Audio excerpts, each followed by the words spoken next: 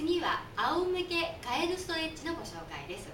これは骨盤の動きを、骨盤を広げて股関節、骨盤の動きを良くするストレッチです。それではやってみます。仰向けに寝ます。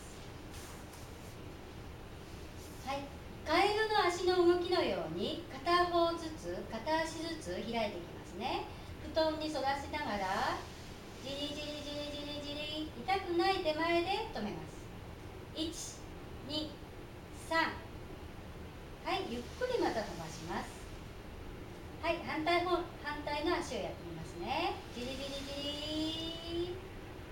り。1、2、3。はい、ゆっくり伸ばします。骨盤を広げて股関節の動きを良くする仰向けのカエルストレッチのご紹介でした。